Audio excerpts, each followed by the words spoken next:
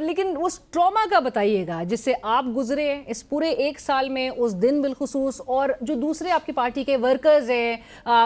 دیگر لیڈران تھے، وہ اس کرب سے گزرے، وہ ذرا ناظرین کے ساتھ شیئر کریے گا۔ میں آپ کو بتاتا ہوں جی، میں ایک پارلیمنٹیرین ہے، ایک رات کو 1:30 بجے ان کی مجھے کال آئی، اور میں آپ کو بتاؤں میں رات کو فجر کے ٹائم تک سوتا تھا، کیونکہ پوری رات یہ میرے پاس کالیں آتی تھی کہ آج فلانی ریڈ ہو رہی ہے، فلانے پہ تشدد ہو رہا ہے، پولیس گردی ہو رہی ہے۔ وہ مجھے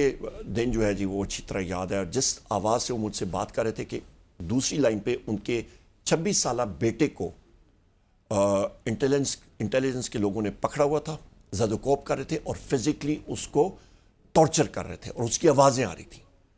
اور اس کی وائف اور اس کی والدہ وہ چیخ رہے تھے کہ اس کے ساتھ کیا کر رہے ہو، اور وہ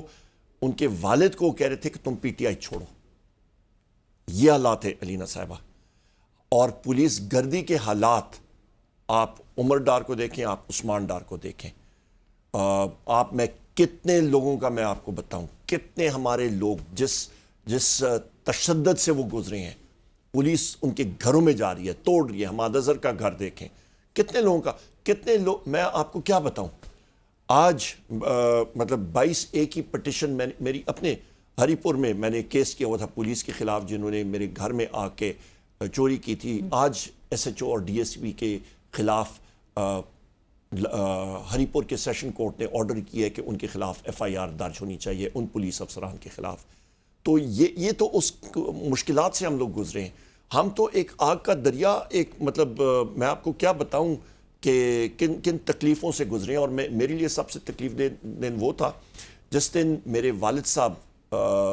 انتقال کر گئے۔ میں ہسپتال آیا، مجھے بھیس بدل کے آنا پڑا، اور ہسپتال میں تھا، اور وہاں سے پھر مجھے نکلنا پڑا کیونکہ یہ لوگ پیچھے پڑے ہوئے تھے۔ اگلے دن صبح میں اپنے گاؤں پہنچا تو 9 بجے پنجاب پولیس کا شخص وارنٹ لے کے میرے دفتر میں پہنچا ہوا تھا، اور جس وقت ہم لوگ جنازہ کر کے تدفین میں کر رہا تھا، ہم نے پتھر رکھے اور مٹی ڈالنی شروع ہوئی۔ وہاں پہ پنجاب پولیس اور یہ سارے ایجنسیز کے لوگ تقریباً میرا خیال ہے 150-200 لوگ آ گئے تھے سراؤنڈ کرنے کے لیے۔ بڑی مشکل سے میں وہاں سے نکلا تھا۔